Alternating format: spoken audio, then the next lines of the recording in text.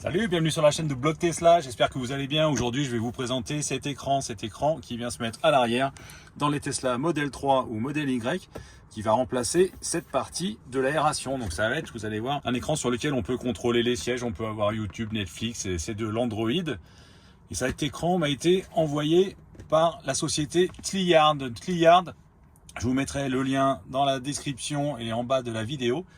Donc ils m'ont envoyé cet écran pour que je puisse vous le présenter, ils m'ont envoyé gratuitement pour être complètement transparent avec vous. Et surtout, ils nous proposent un code de réduction, Blog Tesla FR. Vous allez voir, je vous laisse essayer, mais on a de très belles remises. Alors, dans la boîte, à part le mode d'emploi, déjà, c'est très bien emballé. On y trouve un outil pour venir défaire en bas le cache en plastique. On y trouve le câblage qui est assez classique. Si vous avez déjà vu l'installation d'un petit écran, de sexy buttons ou autre, c'est exactement le même principe, donc c'est facile. Et surtout, on va découvrir l'écran. Donc l'écran en lui-même, voilà à quoi il ressemble. La finition est vraiment propre. J'essaie de vous montrer de près là. Un plastique mat, un peu satiné. L'écran avec le contour noir ou le contour chromé. Vous avez le choix sur le site. On retrouve ici deux ports USB-C et puis surtout la bouche d'aération qui est reprise, qui est un peu plus petite que celle d'origine, qui est même un peu plus large et qui est orientable. Donc celle-là, elle est reprise ici avec une orientation vers la droite et une orientation vers la gauche. Et à l'arrière, donc on retrouve la bouche d'aération, le connecteur qu'on va venir raccorder.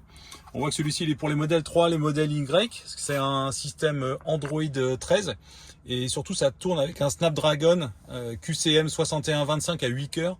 Donc normalement c'est quand même relativement rapide et on a donc une version ici qui est en Wi-Fi, compatible Wi-Fi, donc vous allez l'associer, le connecter à votre téléphone en partage de connexion si vous voulez qu'il ait accès à Internet, YouTube, Netflix et compagnie.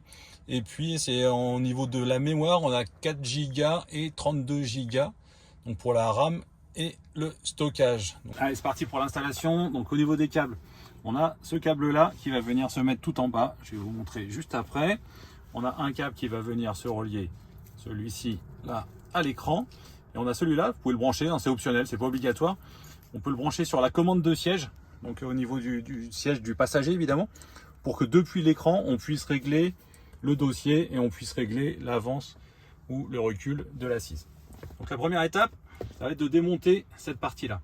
Vous allez voir, c'est pas très compliqué. Il faut commencer par déclipser ici le dessous. S'il y a besoin, vous avez un outil, vous pouvez le passer derrière et tirer dessus. Voilà, tout bien tiré, c'est clipsé. Ensuite il faut défaire le dessus là, toute la partie de l'aération. C'est pareil, une Tesla, c'est un Lego, tout est clipsé. J'ai pas défait une seule vis, vous avez vu, je n'ai absolument aucun outil pour l'instant. Donc je défais ça, je débranche ici en appuyant sur cette partie là, en tirant cette partie là, pardon, le connecteur d'alimentation. Et on va remplacer l'aération par l'écran. Les deux seules vis à défaire, c'est celle-ci et celle-ci, qui vont nous permettre ensuite d'enlever ce cache en plastique. C'est uniquement pour pouvoir passer le câble derrière et qui ressortent en haut au niveau de l'aération. Une fois qu'elles sont défaites, c'est comme le reste, on a juste à tirer, il faut tirer un peu vers le haut et ça s'en va facilement. Je défais ici ce connecteur et on va venir insérer ce câble fourni avec l'écran, cette partie là. La deuxième prise, on la rebranche d'origine, on essaie de tout ranger à l'intérieur pour pouvoir refermer tout à l'heure le plastique. Une fois qu'on a passé les câbles, on va remettre notre cache. Faites bien passer le câble ici sur le côté là. Là il y a un petit endroit où il y a de la place. Tout mettre ici pour l'instant. On a juste à le repousser. Voilà, c'est clipsé. Donc celui-ci, on n'en a plus besoin, donc j'ai clipsé ici un seul raccord. Et on va brancher tout simplement l'écran sur la prise ici.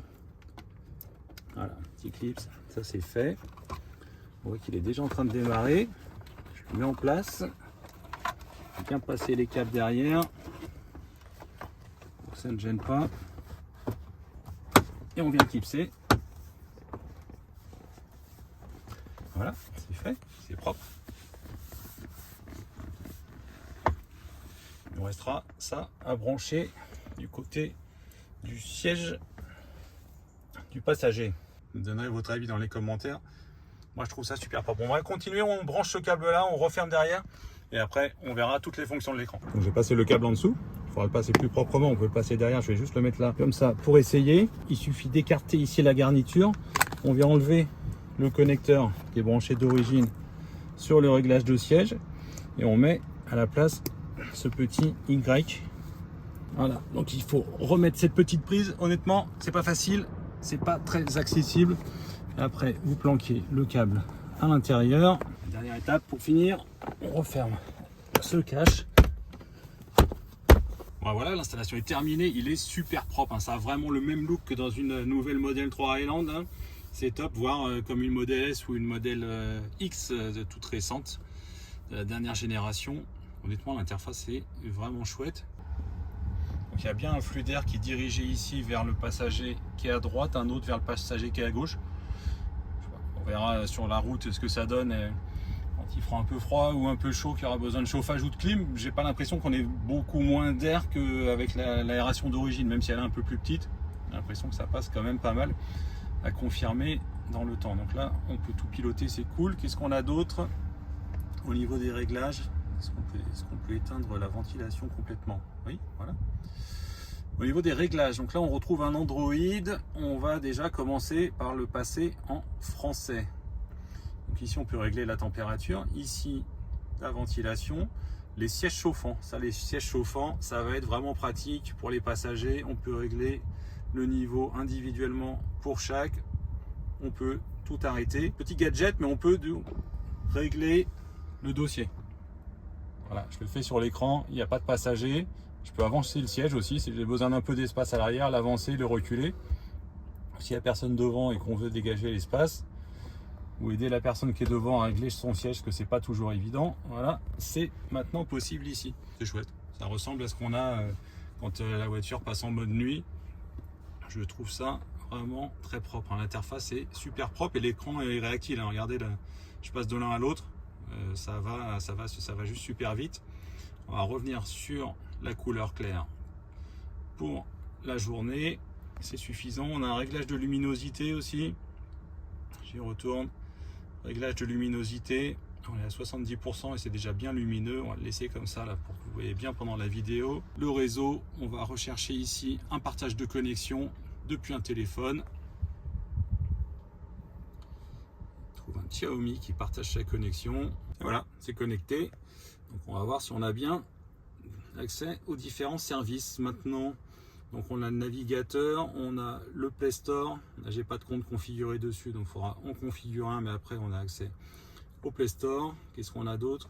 Un YouTube, la musique, la vidéo, Huawei iCar, je sais pas ce que c'est. On va aller voir juste YouTube. Au niveau de la vidéo, en tout cas c'est top, la qualité est vraiment propre. Je pense que c'est pas mal. Je vais mettre à peu près au niveau des yeux d'un passager pour vous donner une idée. Ça donne ça. Donc certes, c'est bas, c'est pas comme si on avait un écran à hauteur des yeux, mais c'est pas ça incite pas non plus à trop baisser la tête. Je trouve que ça reste relativement visible. Donc, au niveau de YouTube, on a connecté l'écran à la voiture en Bluetooth. Vous voyez, il faut aller dans le menu Bluetooth, ajouter un appareil. Là, il s'appelle TSL T10. C'est lui, c'est l'écran. On met la source Bluetooth et comme ça, ensuite, on a accès à l'audio sur les haut-parleurs. Voilà ce que ça donne sur YouTube. Salut, bienvenue sur la chaîne de Blog Tesla, j'espère que vous allez bien. Aujourd'hui, c'est plutôt réactif. Là, j'ai branché l'écran directement sur le Bluetooth de la voiture, comme ça on l'entend la vidéo dans les haut-parleurs. On peut régler la qualité jusqu'à 4K. L'écran fait pas 4K, mais on peut mettre du 4K. Là, je crois qu'on est en combien? On est en 1080p, non, on est en 720p. Honnêtement, c'est suffisant. Et puis après, vous pouvez installer tout simplement vos propres applications. C'est le mieux. Vous pouvez installer Netflix. Il y a quand même une étape importante qu'on n'a pas fait, c'est celle-là. Ah oui, c'est plus beau. Honnêtement, un peu plus brillant, c'est chouette. Pas mal. L'écran lui-même est vraiment bien. L'intégration est top. Je vais vous donner mon avis. Ici, on retrouve les deux prises USB-C. On peut régler l'aération du coup via ce bouton. C'est pratique. Le flux d'air est correct. J'ai l'impression que ça passe bien. Je vois pas de grosse différence avec avant quand on avait l'aération un peu plus grosse. On peut ici laisser le mode de clim en marche jusqu'à ce qu'il y ait 20%. On peut verrouiller et déverrouiller la voiture. On peut régler, donc comme je vous l'ai dit, les différents sièges, avancer, reculer. On peut régler le dossier aussi du siège passager. La température, ça c'est bien, on est tout d'un coup, on a accès à Chrome, au Play Store, à YouTube. Et il fait CarPlay et Android Auto, donc ça c'est top. Vous pouvez partager directement l'écran de votre smartphone vers cet écran-là en le configurant via ce qu'ils ont appelé ici Autolink. Bon, ben voilà, je crois qu'on a fait à peu près le tour des différentes fonctions. Pour moi, le mieux, c'est toute la partie de l'interface qui ressemble à celle de Tesla. Ça c'est bien, c'est propre, tout est bien intégré. Est-ce qu'il y a des critiques à faire à cet écran? Peut-être celle-ci, hein. Là ils ont agrandi un peu l'aération, donc ça c'est bien. Par contre on peut pas régler droite-gauche. Celui-là est orienté par là, celui-là est orienté par là. Il n'y a pas le choix. Sinon ça prend, je sais même pas si ça prend plus de place, si ça dépasse peut-être un tout petit peu. Mais c'est hyper bien intégré, vous voyez, ça va tout à fait avec le look du reste de la voiture. Donc encore une fois, allez voir sur le site de Cliyard. Regardez bien nos codes de réduction parce que ça vaut le coup. Il y a une très très belle promo en ce moment. Donc, si vous voulez en bénéficier, c'est le moment. Et puis surtout, donnez-nous votre avis directement dans les commentaires de YouTube. Et retrouvez-nous sur le forum de blogtesla.fr. On a toute une rubrique sur les accessoires pour les Tesla Model 3, Model Y. Et on parle entre autres de cet écran. Allez, à bientôt pour d'autres vidéos. Salut!